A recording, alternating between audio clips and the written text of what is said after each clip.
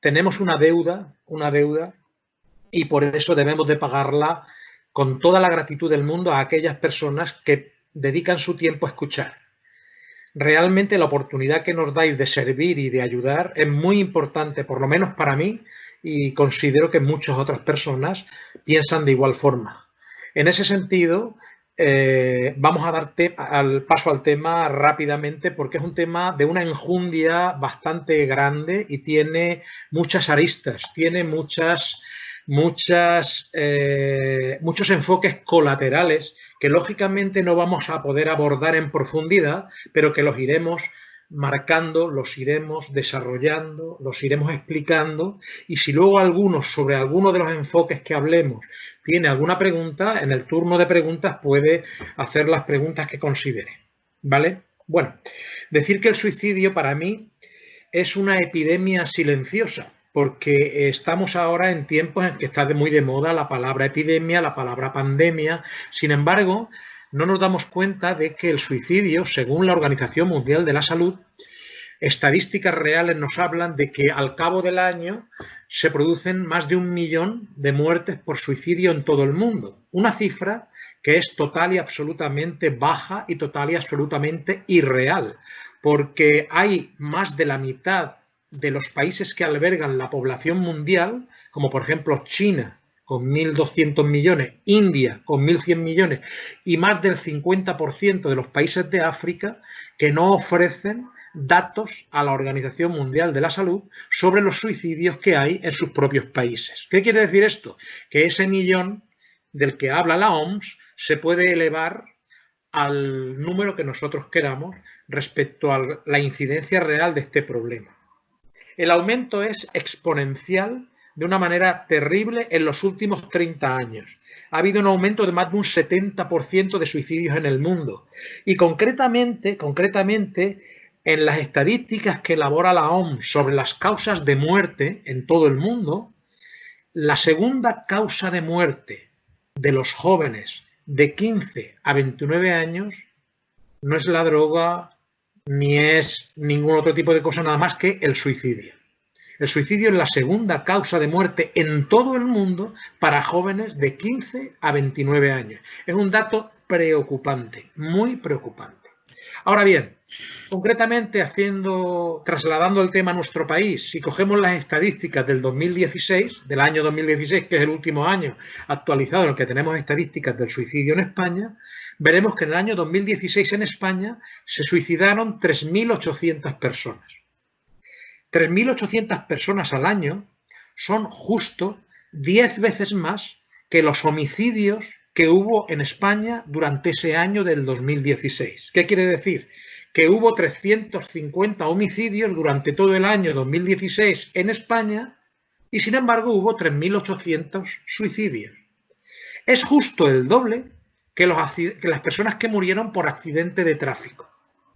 Y bueno, ¿por qué le denomino yo pandemia silenciosa o epidemia silenciosa? Por una razón muy sencilla. Existe un prejuicio terrible a nivel social y a nivel de los medios de comunicación, a nivel de la psicología social del ámbito en el que nosotros nos desenvolvemos, en el que se cree que las noticias sobre el suicidio deben soslayarse. No se deben publicar porque eso sería como atraer a la gente a que se suicidara. Este es un prejuicio total y absolutamente instalado en la sociedad y en los medios de comunicación y es contrario a lo que realmente ocurre. Si hacemos una extrapolación, por ejemplo, a las víctimas por violencia de género, las mujeres que mueren al año por violencia de género, comprobaremos que durante el último año en España han muerto de 60 a 65 personas, mujeres víctimas de violencia de género. Sin embargo, anteriormente estas cosas se callaban, pero ahora están constantemente de moda y están en los medios de comunicación. Todos los días, en televisión, en prensa, en radio, cuando se produce una violencia de este tipo, aparece. Y la gente se va concienciando de la necesidad de esa violencia social, de cómo hay que erradicarla. Se moviliza a la gente, se realizan proyectos de ley, realmente la gente está trabajando en la sociedad para erradicar eso. Esto con el suicidio no ocurre. Comparemos de 3.800 personas a 50 o 60 personas. No es extrapolable. Sería conveniente también, aparte de eliminar ese prejuicio y empezar a hablar realmente del suicidio, hacer ver a los políticos que nos gobiernan de todo tipo y de toda índole que ellos no quieren dar publicidad al nivel de suicidas porque eso significa que la salud mental de la población a las cuales ellos dirigen no es del todo correcta. Y este tipo de cosas los políticos no se lo pueden permitir. Precisamente por eso las estadísticas no se hacen valer, no se le da la misma preponderancia ni en los medios de comunicación ni a nivel político, ni se invierte ni se financian proyectos para erradicarlo de la misma manera que otras violencias que sí son financiadas y son ayudadas. Y efectivamente deben de ser, no esas, todas, porque el suicidio es una de las más graves, por no decir la más grave. Una vez dicho esto, comentaremos, por ejemplo, que, y para terminar ya con la estadística, porque no nos interesa alargarnos en este tema, pues diremos simplemente que el problema no es solamente la gente que se suicida. El problema es también la gente que lo intenta. Y las estadísticas del 2016 nos dicen que igual que hubo 3.800 suicidios, hubo 8.500 personas que intentaron suicidarse. Si sumamos los 8.500 a los 3.800, nos dan casi 14.000 personas al año que en este país intentan quitarse la vida. Unos no lo consiguen, otros sí lo consiguen. Hecho esta pequeña manifestación, esta pequeña explicación introductoria para que veamos de qué manera el problema es más importante de lo que parece y de qué manera lo soslayan tanto los medios de comunicación como los políticos. Pero eso no quiere decir que nosotros no tengamos que entender que es un problema de una gravedad y una magnitud terrible. Y estoy hablando de España, que si hablara de otros países con índices de suicidio más altos, las cifras son realmente escandalosas. Pero no vamos a entrar ahí. En todo pensamiento de la persona que intenta suicidarse hay una ruta mental, porque todos sabemos que el pensamiento y la mente son precisamente lo que moviliza al individuo. Entonces, esa ruta mental del suicida viene dada por lo que yo denomino como 4 pasos nefastos. El primero de ellos es que la persona, ante un problema que le viene en la vida, considera o cree que lo mejor para evadir o solucionar el problema es quitarse la vida. El segundo pensamiento que llega a la mente del suicida, después de este primero, es la rebeldía ante el problema que le acontece. Se rebela ante esa situación y piensa que es una situación aparentemente una injusticia y por lo tanto busca una fuga psicológica para evadirse de ese problema. Esa fuga psicológica pueden ser las drogas, las pasiones, los vicios, en fin, determinadas cosas. Después de esas dos cuestiones, la del problema que no se quiere, se piensa que uno es mejor morir para evadirse de él, y la de la rebeldía porque se considera que la vida está cometiendo una injusticia con él, la persona empieza a madurar en su mente cómo quiere morir y de qué manera quiere hacerlo. Ese es el tercer paso. Y el cuarto paso es cuando empieza a consumar la idea o quiere consumarla sin darse cuenta y sin saber la situación que le espera. Indudablemente estos 4 pasos, que son los que en la mente del suicida consciente, porque luego hay suicidas inconscientes de los que hablaremos, en la mente del suicida consciente se desvelan, pues esos 4 pasos se cortan si ponemos freno al primero de ellos, que ante cualquier problema grave que la vida nos acontece, rechazamos la idea de que es mejor morir, es mejor enfrentarlo. Así pues, vamos a ver primero las causas del suicidio y posteriormente veremos las consecuencias del suicidio. Entre las causas y las consecuencias vamos a establecer o hablaremos de una serie de condicionantes importantes que son cuestiones colaterales que tienen que ver con el suicidio en sí. ¿Cuáles son las causas y las señales más importantes del suicidio? Sin duda alguna, la psicología nos está hablando de que la depresión es una de las fuentes principales del suicidio. Para aquellos que todavía no tengan un concepto claro de lo que es la depresión, podemos decir que la depresión sobreviene de varias formas.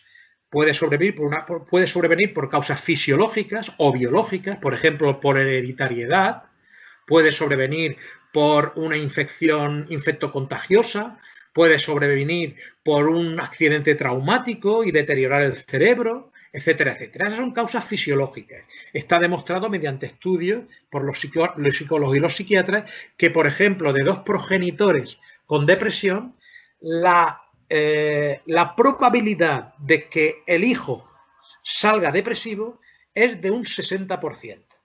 Mientras que cuando un progenitor ha sido depresivo, la probabilidad es del 20%.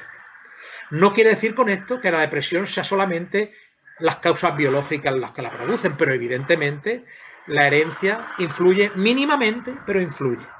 Esas son causas fisiológicas. Las causas psicológicas, lógicamente, tienen que ver con aquellas emociones tóxicas, con aquellas emociones que llevamos en nuestro interior, que nuestro espíritu trae de vidas anteriores, aquellos atavismos que nos generan incertidumbre, que nos generan miedo, que nos generan ansiedad, que nos generan angustia y que realmente generan en nosotros una predisposición al desánimo, a la tristeza, a la melancolía, que, como decía Freud, la tristeza es una emoción plausible y necesaria, al igual que la alegría, que es su emoción contraria. Lo que ocurre es que la tristeza, que no se puede evitar en determinados momentos de la vida, con la pérdida de un ser querido o de una aflicción grave, lo que ocurre es que la tristeza, cuando se mantiene en el tiempo, se convierte en una patología. Y esa patología se llama depresión. Esa depresión, que según Freud, derivada de una tristeza continua, hace que la persona pierda las ansias y las ganas de vivir y, lógicamente, la depresión se convierte en el factor desencadenante de tendencias suicidas muy importantes. Las enfermedades mentales de otro tipo, como las esquizofrenias, las psicosis maníaco-depresivas, etcétera, etcétera, también tienen mucha influencia en el caso del suicidio. Pero la depresión, concretamente, según las estadísticas, incrementa en 20 puntos más el riesgo de suicidio en aquellas personas que la padecen. Otra de las causas del suicidio, el abuso del alcohol y de las drogas. No hace falta entrar aquí para explicar el tema. Otra causa de la depresión muy importante, la cuestión psicosocial que vivimos. Es decir, el ambiente de materialismo, individualismo y hedonismo exacerbado que, lógicamente, cercena los valores morales al mínimo, impide que la sociedad se dé cuenta de cuál es la trascendencia de la vida, los valores que realmente importan en la vida, e impide también que la persona encuentre un sentido existencial a su vida.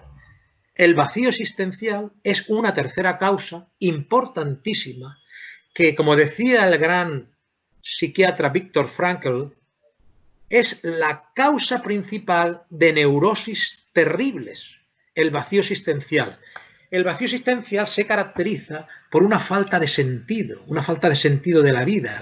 La persona ante un problema cree que la vida ya no merece la pena vivirla, y entonces se deja llevar por pensamientos depresivos, se deja llevar por actitudes realmente de fuga psicológica, buscando satisfacer esa ansiedad, esa falta de existencialismo que tiene en ese momento en la droga, en el sexo, en otra serie de pasiones exacerbadas, en el juego, etcétera, etcétera, en otros vicios sociales, y lógicamente inicia un camino de decadencia moral y psicológica que le va a crear graves trastornos, profundos trastornos mentales, emocionales y psicológicas, y que muchas veces le llevan al suicidio.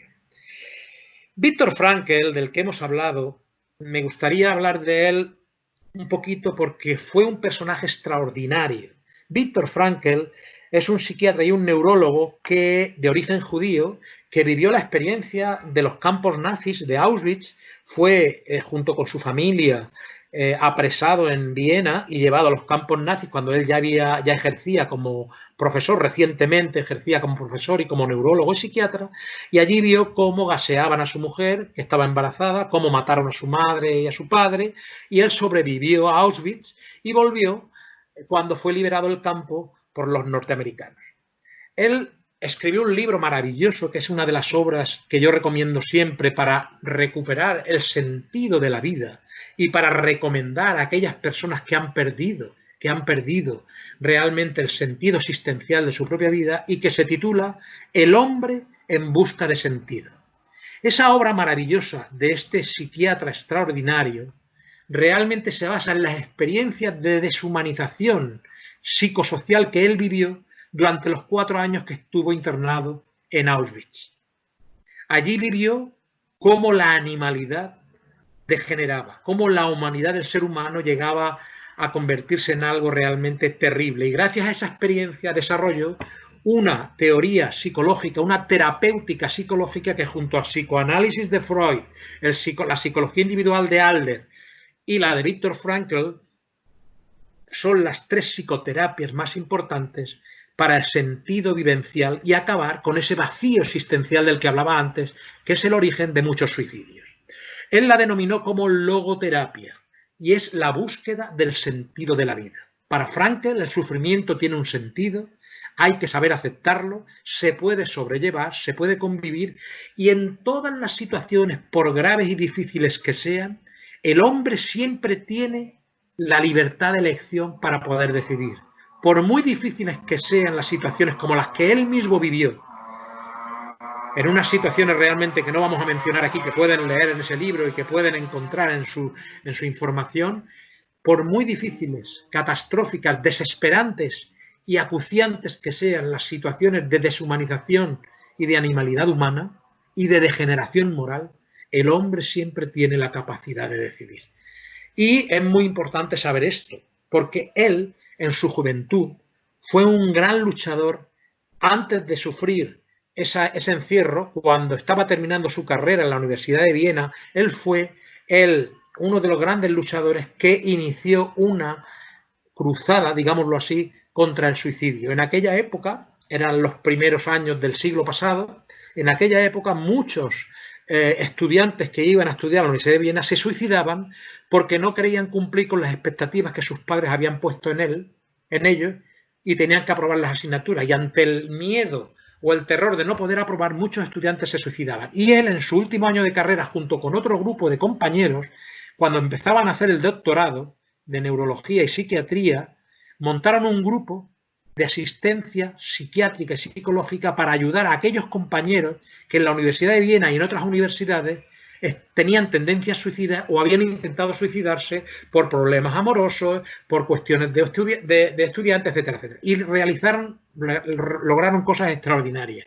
Salvaron a muchísimos compañeros. Posteriormente él, cuando ya fue un médico famoso y catedrático en varias universidades, doctor honoris causa en más de 20 universidades, él mismo fue delegado en un hospital psiquiátrico y se encargó de ayudar a mujeres en el ala femenina, a mujeres que llegaban con fuertes depresiones, estados de suicidio y tentativas de suicidio, y ayudó a más de 10.000 mujeres a eliminar los traumas psicológicos y psiquiátricos del suicidio, haciéndoles recuperar el sentido de su vida. Viktor Frankl es un personaje extraordinario que merecemos destacar en esta conferencia.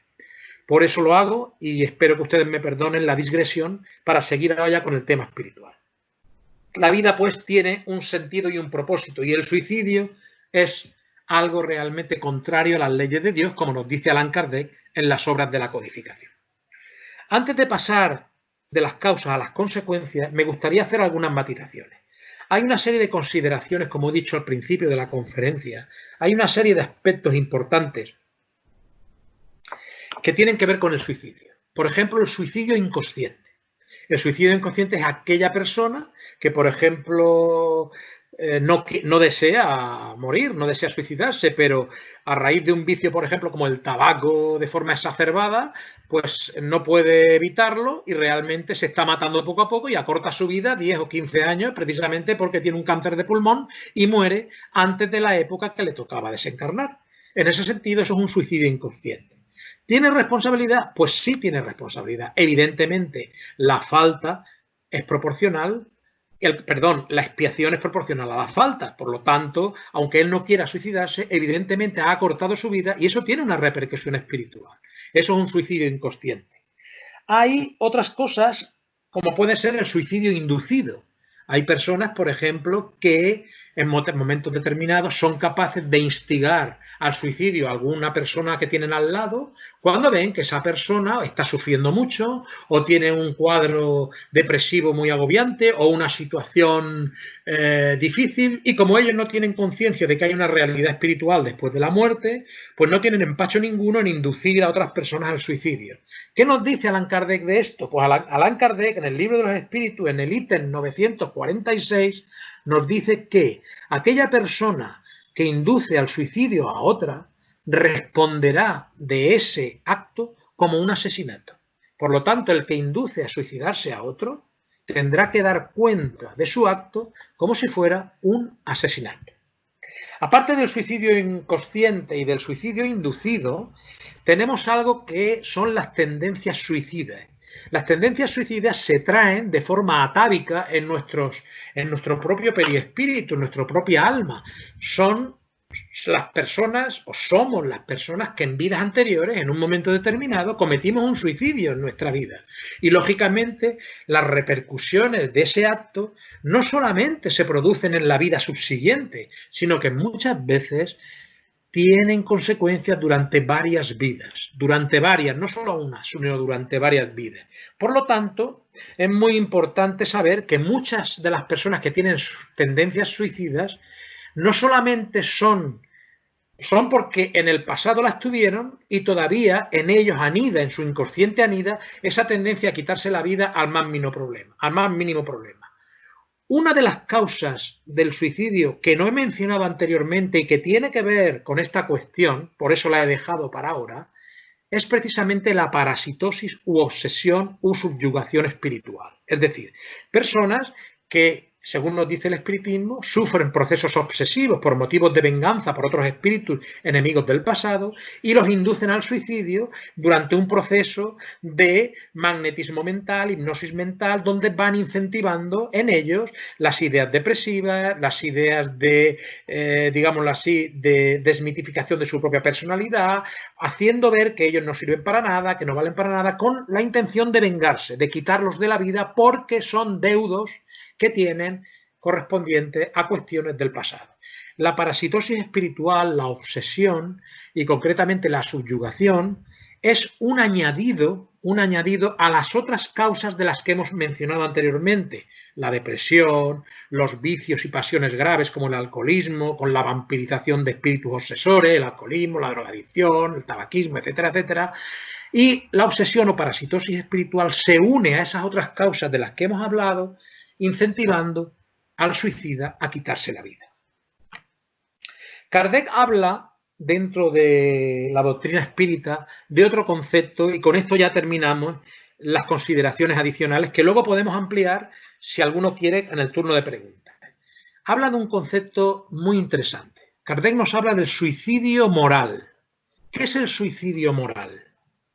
El suicidio moral es el de aquellas personas que se saben dominadas por las pasiones, se saben dominadas por los vicios, hasta tal extremo de que son conscientes que esos vicios le van a llevar a quitarse la vida, le van a llevar a acabar la vida, y sin embargo no hacen nada por impedirlo. Como dice Kardec, este es el peor de los suicidios, porque se unen dos cuestiones: la cuestión de la inferioridad moral, de no querer luchar contra las propias debilidades, pasiones y vicios, sabiendo que te va a llevar a acabar con tu vida, y luego el hecho de que te va a degenerar en la vida, en esas circunstancias, en esas cuestiones de las que estamos hablando. ¿Me vais a permitir?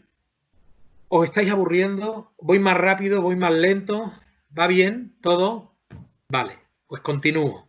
Porque ahora vamos a entrar en las consecuencias del suicidio. Vamos a entrar ya en cuestiones espirituales más importantes. ¿Cuáles son las consecuencias del suicidio? Pues las consecuencias del suicidio son muchísimas. Hay consecuencias personales, que veremos ahora, consecuencias familiares, consecuencias sociales, consecuencias espirituales y, por supuesto, consecuencias psicológicas y consecuencias en vidas posteriores, que ahora veremos. Las personales ya las podemos intuir, las veremos ahora cuando hablemos del proceso del tránsito del suicida, etcétera, etcétera. Pero las familiares es importante destacarlas ahora, aunque sea brevemente.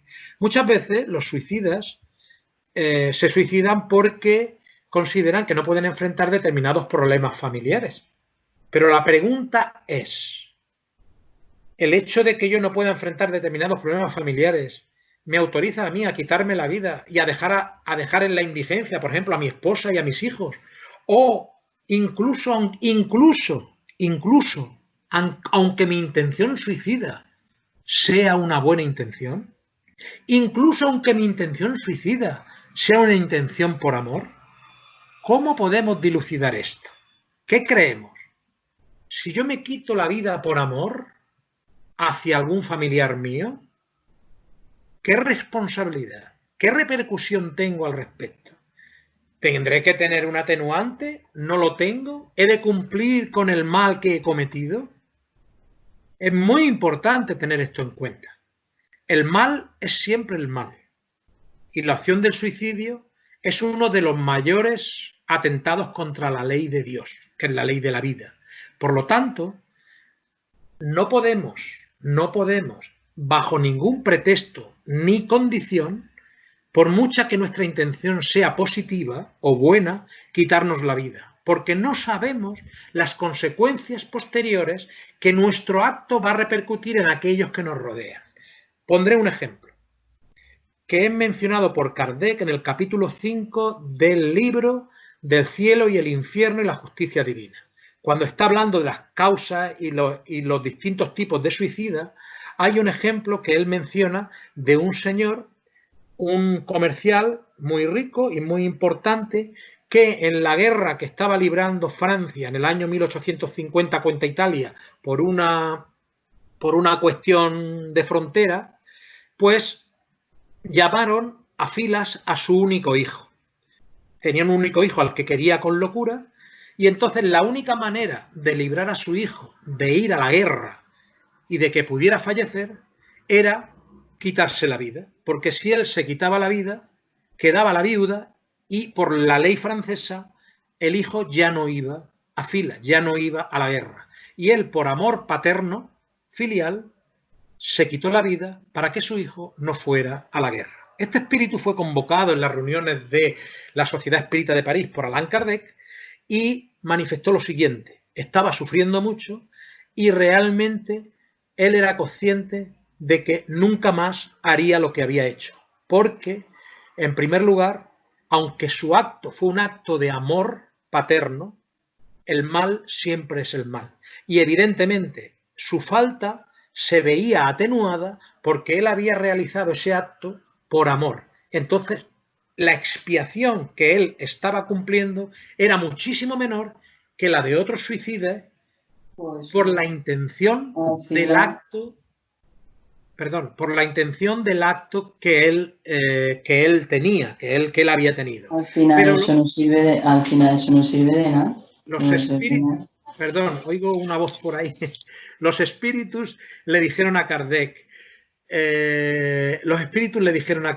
en este sentido, cuando ya él terminó de dar la explicación, este espíritu, a pesar de por amor filial, por amor paterno, haber dado su vida y haberse suicidado, sin embargo, el mal cometido es una falta que debe de expiar, porque él cometió una falta mayor que el quitarse la vida, no confiar en Dios. Porque el hecho de que su hijo no hubiera ido a la guerra no significaba que el hijo podía haber muerto, podía haber venido con vida perfectamente. Las consecuencias, él ignoraba las consecuencias de que su hijo fuera a la guerra. Por lo tanto, la falta de confianza en Dios y el realizar ese acto tuvo que pagar la consecuencia. Y es más, Kardec explica en ese mismo artículo el hecho de que se puede comparar a las personas. El trabajo lo haces tú y lo que lo aprenden porque a base de esfuerzo, pero es que así no puede enseñar. Eso es imposible enseñar así. Bueno, diría que la persona, Kardec compara otro caso más. Pone el caso de la madre. Dice, imaginemos una madre que tiene un bebé pequeño y como realmente está muy imbuida de sus creencias religiosas y son esas creencias religiosas fanáticas, creen que el niño, si se muere a corta edad, va a ir al cielo y es capaz de matar al bebé. El acto bueno de la madre de condenar al hijo a la muerte porque considera bajo sus creencias de que va a ir al cielo, ¿sería punible o no sería punible? Claro que sería punible. Por lo tanto, el acto y la intención son cuestiones a valorar. Y por lo tanto el suicidio siempre y en todas circunstancias tiene una repercusión moral. Esto que lo tengamos claro. Ha quedado, creo, explicado el tema, ¿no? Bien, esas son consecuencias familiares que tenemos. Vamos a las consecuencias personales. El tránsito. ¿Qué es lo que ocurre con el tránsito del suicida cuando va al otro lado? Pues en primer lugar, la gran sorpresa. El suicida se lleva la sorpresa de que sigue viviendo. Él creía que quitándose la vida todo terminaba, se iba a sumergir en un sueño profundo y se da cuenta que la vida continúa, que sigue sintiendo, que sigue oyendo, que sigue pensando, pero no sabe qué le ocurre. Y como no sabe y desconoce lo que le ocurre porque no piensa ni cree que existe otra vida, entonces se cree que sigue vivo. Y entonces entra en un proceso ya de angustia que se añade a la cuestión de ansiedad que le ha generado el proceso del tránsito y al sufrimiento que todavía está experimentando de los momentos y de la agonía de la muerte. ¿Por qué? Porque al suicida, al romper el lazo periespiritual del periespíritu con el cuerpo de forma violenta, según nos explica perfectamente Kardec en el libro de los espíritus, entonces el suicida genera una perturbación terrible en el propio psiquismo, en el propio periespíritu. Y de la manera en que se ha suicidado, no solamente desestructura el periespíritu y lo daña de la manera en que se ha suicidado, sino que eso tendrá unas repercusiones posteriores en vidas subsiguientes. Por lo tanto, el romper el vínculo que une el espíritu a la materia hace que el suicida tenga una turbación que dura muchísimo tiempo, la turbación espírita dura muchísimo tiempo, y al mismo tiempo, al cortar el lazo periespiritual, de forma tan violenta, se produce un fenómeno de inmersión mental en la cual la persona, como no cree estar muerta, está apegado a su materia y parece experimentar las sensaciones de la materia, la descomposición del cuerpo, los sufrimientos, retrotrayéndose al momento de la muerte y reviviendo de forma constante el fenómeno o la forma o la manera en la cual ha desencarnado. Es un tránsito muy difícil, aunque en principio está en una especie de nube, pero luego ya empieza la realidad a manifestarse y él no es capaz de verla ni de vislumbrarla, solamente de sentirla.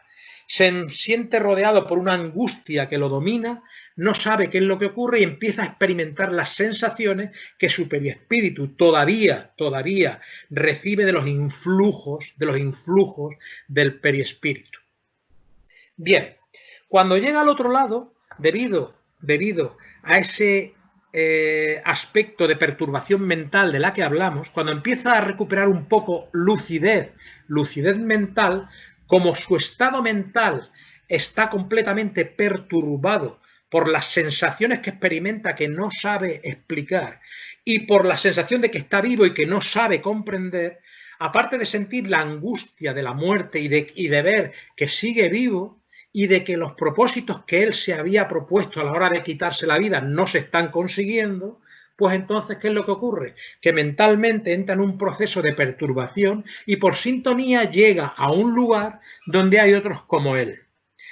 Es, digámoslo así, lo que en el libro famoso de Ivonne Pereira, Memorias de un suicida, se habla del Valle de los Suicidas, donde por afinidad vibratoria y mental, estas personas acuden a una zona del astral, del umbral, donde se encuentran con otros que están exactamente igual, completamente y absolutamente perturbados, en un estado de rebeldía, en un estado donde están viviendo una angustia permanente y sintiendo muchas veces el fenómeno, como hemos hablado antes, de transposición del momento de la muerte. Si uno muere envenenado, pues siguen estando sintiendo como si sus vísceras se estuvieran quemando en ese momento, etcétera, etcétera. El que se dispara en la cabeza, pues con las consecuencias del disparo y de la penetración de la bala, etcétera, etcétera. Esto no siempre ocurre y no siempre es igual a todas las personas. No es una regla general, es una regla excepcional, pero ocurre. Debemos de saber que ocurre. Los sufrimientos del suicida son graves. ¿Y cuánto tiempo duran? Pues duran durante el tiempo en que la persona ha de expiar esa falta, Porque, como hemos dicho anteriormente, la expiación de esa falta es proporcional a la intención y al acto suicida. Es directamente proporcional. Entonces, ¿cuándo sale ese suicida de ahí? Pues sale de varias formas, concretamente de 3. O bien por un rescate, porque hay personas que oran por él y entonces espíritus superiores bajan a rescatarlo. Cuando lo consideran que está en condiciones, lo rescatan y lo llevan a hospitales donde pueda iniciar una recuperación. O bien, en segundo lugar, porque el término de la expiación ha terminado y entonces es trasladado a otro lugar. O bien, en tercer lugar, porque se le obliga a reencarnar mediante una reencarnación compulsoria. ¿Qué quiere decir eso? Que rápidamente le obligan a entrar en un cuerpo donde va a tener que retomar la prueba que no superó la vida anterior y deberá intentar afrontarla sin suicidarse. Tendrá tendencias suicidas, como hemos comentado anteriormente, porque su psiquismo las trae consigo, su periespíritu las lleva consigo. Tendrá perturbaciones, tendrá expiaciones dolorosas y tendrá un periespíritu deteriorado de forma que si se envenenó, pues tendrá problemas estomacales, problemas de duodeno, problemas de úlceras. Si se ahogó, tendrá problemas respiratorios, de pulmones, podrá degenerar cáncer de pulmón, podrá degenerar infecciones graves de respiración, etcétera, etcétera, etcétera. El periespíritu queda marcado con las señales de la gravedad del acto suicida y, lógicamente, en función de cómo hemos desencarnado de forma violenta, en la próxima reencarnación debemos afrontar una prueba similar y al mismo tiempo sufrir las consecuencias de nuestro acto. Son las secuelas del futuro. Y el reto es ese, superar la prueba que no se superó y al mismo tiempo expiar la falta, comenzar a expiar la falta de quitarse la vida. Las reencarnaciones en personas que vienen ya con deficiencias, con enfermedades, no quiere decir que esas personas sean suicidas, pero sí es cierto que muchas de esas personas que vienen con deficiencias físicas, biológicas o psicológicas, tiene que ver porque en un pasado cometieron actos suicidas. No todo el mundo, pero sí muchos de ellos tienen que ver con casos de suicidio de vidas anteriores. Son personas muchas veces atrapadas en su propio cuerpo. Atrapadas en su propio cuerpo, por ejemplo, una persona que tenga un parálisis cerebral, pues no puede hacer absolutamente nada. Está en una silla de ruedas y no puede moverse. A este respecto comentaré una anécdota de un espíritu que en un trabajo de mediunidad salió para explicar su situación personal. Este espíritu comentó que durante 3 existencias seguidas se había suicidado.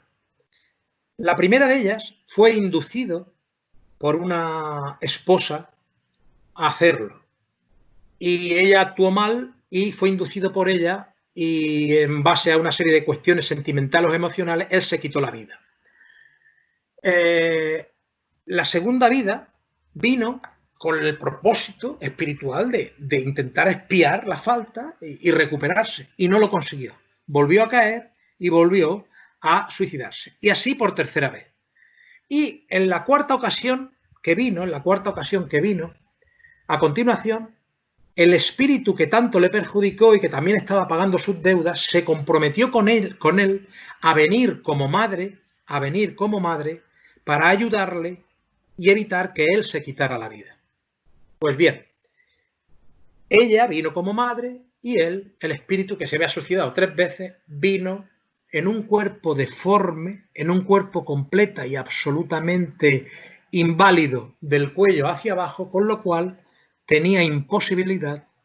no tenía posibilidad de quitarse la vida por sí mismo. Y ella se sacrificó para cuidarlo y con ello saldar la deuda que tenía con él por haberlo inducido a la muerte, haberlo inducido al suicidio. Ella lo estuvo cuidando con amor y saldó la deuda hasta que él, con 15 años, abandonó. Vinieron en una situación social de pobreza extrema, completa y absolutamente abandonado, sin ningún tipo de ayuda o protección social, mendigando por las calles ella para poderle llevar comida, etcétera, etcétera. Entonces, ella falleció cuando él tenía 15 años y él murió solo y abandonado, de hambre, pero sin poder suicidarse. Los dos saldaron la deuda. Y así es como actúa la justicia divina. Pues ese espíritu, cuando comunicó y nos explicó las tendencias suicidas que había tenido durante 3 encarnaciones seguidas, ese espíritu comentó que ahora, desde aquella época, que habían pasado ya más de 500 años, desde aquella época, él se dedicaba a ayudar a todos aquellos que se habían suicidado, a orientarlos desde el plano espiritual y a prepararlos para que cuando bajaran pudieran eliminar las tendencias suicidas que habían tenido en una vida anterior y no le ocurriera como a él. Y él estaba realizando ese trabajo y se sentía plenamente realizado con esa situación. Es un ejemplo que pongo para que veamos un poquito cómo actúa la ley divina y de qué manera tenemos que procurar hacer las cosas correctamente. ¿Qué evidencias nos aporta el espiritismo? Muchísimas. Nos aporta la evidencia de que la vida se prolonga más allá de la tumba, de que los suicidas nos confirman a través de la mediunidad la situación dolorosa, sufriente y difícil que tienen, por lo cual realmente estamos viendo que la situación es muy complicada, que no merece la pena quitarse la vida, que no conseguimos nada, que es un acto inútil. Y luego sabemos por las leyes morales que la ley de Dios prohíbe acortar la vida. Solamente a Dios le es permitido quitar y dar la vida, porque solamente Él es el que la da. Él la da y Él la quita, si es que debe hacerlo. Un gran filósofo de la historia de la humanidad, que se llamaba Immanuel Kant, decía respecto del suicidio una frase muy curiosa. Decía, el suicidio, a propósito del suicidio y de Dios, decía, el suicidio no es abominable porque Dios lo prohíba. Dios lo prohíbe porque es abominable. Entonces, es una cuestión realmente de lógica, de sentido común, ¿no? Entonces, ¿de qué manera ayuda el espiritismo a evitar el suicidio?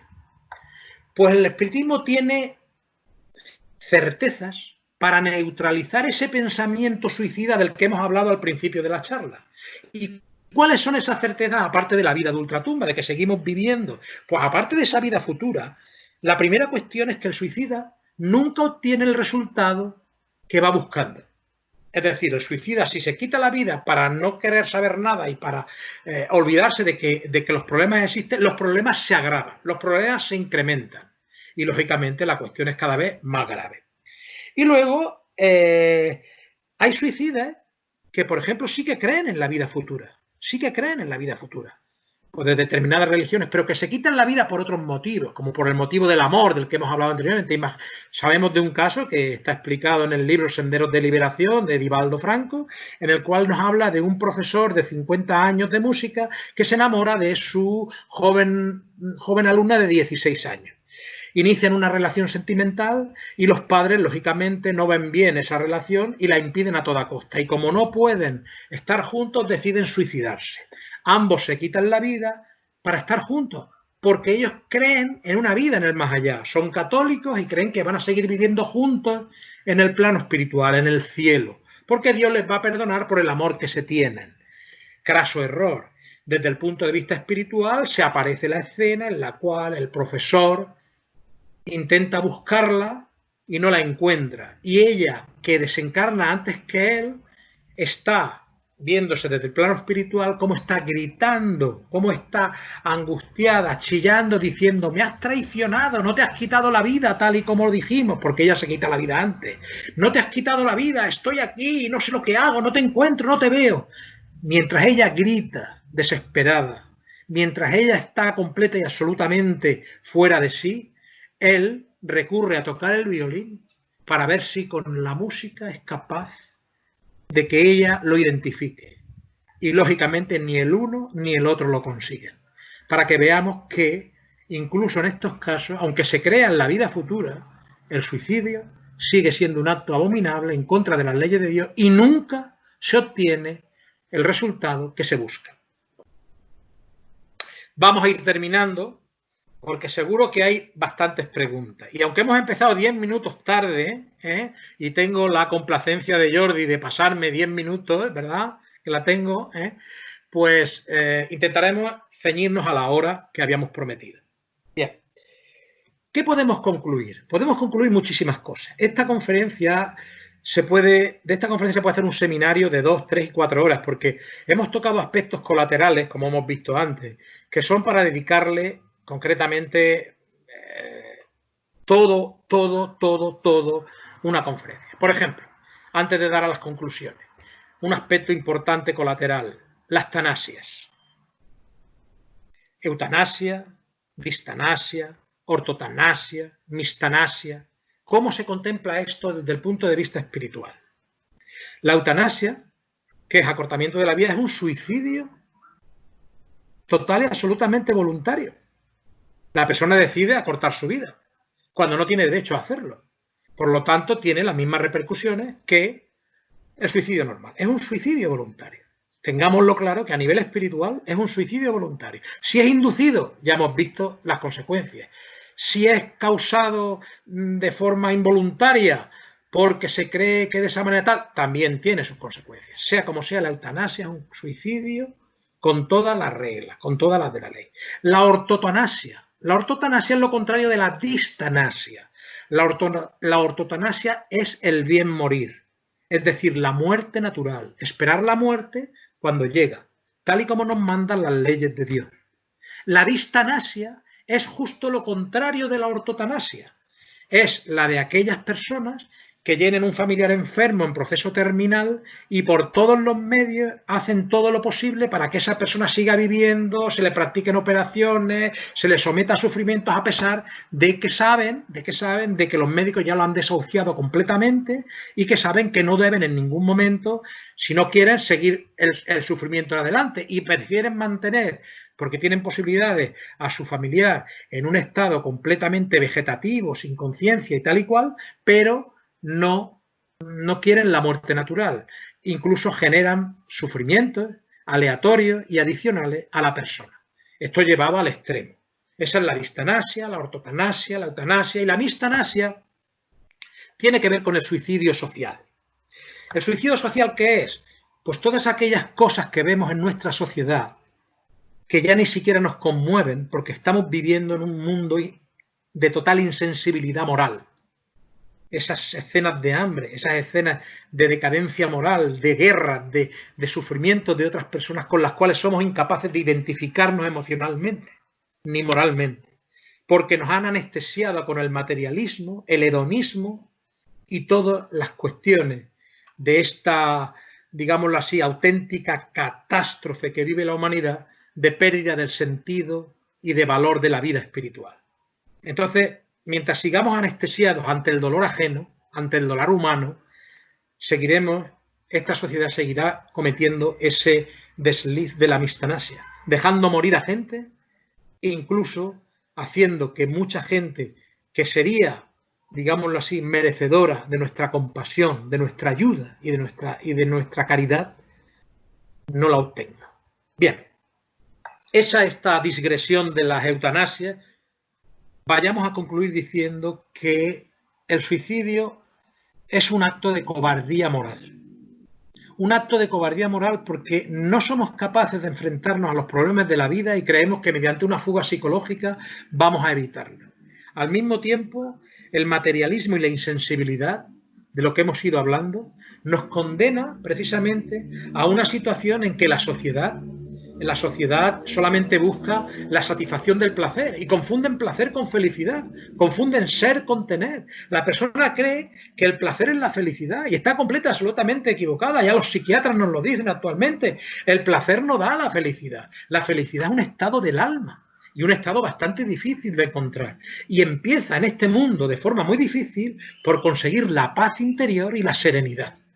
Cuando seamos capaces de conseguir la paz interior y la serenidad mediante el autoconocimiento de nosotros mismos y el control de nuestras emociones tóxicas y nuestros pensamientos desordenados, estamos comenzando a experimentar sensaciones de paz y de serenidad, que es un principio muy tenue de esa felicidad que nos espera en el mañana, porque todos estamos destinados a la felicidad, a la perfección, a la plenitud, todos, pero tenemos que ganarlo mediante nuestras conquistas. En ese sentido, como digo, esta sociedad confunde felicidad con placer y, lógicamente, lógicamente, mientras sigan dando valor a las cosas materiales que son efímeras, que son objetos, mientras sigan cosificando a las personas, como ocurre ahora, por ejemplo, con el tema del relativismo moral, en el tema de los vientres de alquiler, con las mujeres o con otra serie de cosas, cosifican el tema de los embriones, de las células embrionarias, cosifican el tema de la eutanasia, cosificar la dignidad humana es imposible. El hombre es un ser moral, un espíritu eterno, creado a imagen y semejanza de Dios. Como decía Kant, con razón, libertad de conciencia para poder dirigirse voluntariamente, con dignidad, con libre albedrío. Y como decía el Maestro Jesús, somos hijos de un único Padre y somos todos iguales ante Él. Por lo tanto, la dignidad humana no se puede comprar ni vender, no se puede poner en entredicho. Y si alguna vez conocemos a personas que por lo que sea no atienden a conceptos espirituales o del espiritismo respecto a cómo salir de problemas de depresión que los pueden inducir al suicidio, o estamos viendo que hay personas que tienen tendencias suicidas, por favor, ayudémosle, busquémosle ayuda psicológica, que los psicólogos están también para ayudar en esto. Tienen que dar las pautas para cambiar la mentalidad, porque normalmente las depresiones empiezan muchas veces por esas cuestiones de pensamientos desordenados, de deficiencia de neurosis o de psicosis que se convierten degenerativamente en procesos obsesivos posteriormente, de los cuales se valen espíritus para agrandar esos procesos obsesivos y, lógicamente, inducir al suicidio. La ayuda psicológica y la ayuda espiritual combinada consigue acabar con las tendencias suicidas. Muchas veces me preguntan en las conferencias ¿de qué manera podemos ayudar a los suicidas? Pues lo estamos diciendo, si la persona no admite el conocimiento espiritual, redirijámoslo hacia la psicología o hacia la psiquiatría, hablemosle de Viktor Frankl, hablemosle del sentido de la vida, hablemos de que hay que amar la vida, de que la vida hay que dar gracias a Dios por tenerla todos los días, de que somos realmente unos privilegiados, que muchos como nosotros quisieran haber reencarnado ahora y no han podido, sin embargo se nos ha dado la oportunidad a nosotros. Agradezcamos a la vida, agradezcamos a Dios, agradezcamos las oportunidades que tenemos con todas nuestras debilidades, deficiencias, sufrimientos, porque no son casualidad.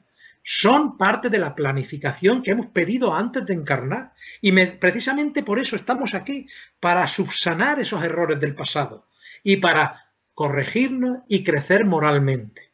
La transformación moral y nuestro progreso espiritual es la clave de toda reencarnación. Y el espiritismo así nos lo dice, Kardec así nos lo explica. Al verdadero espiritista se le reconoce por la transformación moral y los esfuerzos que hace por corregir sus malas inclinaciones. Es la clave del espiritismo, mejor dicho, del espiritista. Si no tenemos eso en cuenta, realmente lo demás tiene poco sentido. Por lo tanto, para concluir, diré que para ayudar a la gente, por ejemplo, al suicida, lo podemos ayudar con nuestras oraciones, pidiendo por esas personas y sobre todo recordando a esa persona en los momentos felices, en los momentos que tuvo de felicidad, de alegría, no recordando el acto infame en el cual se quitó la vida. No tiene sentido recordar eso. Es mejor orar por él, mandar buenos pensamientos, recordar su imagen de persona feliz, de persona alegre. Esos pensamientos le ayudan a calmar sus cuitas, sus sufrimientos, sus problemas.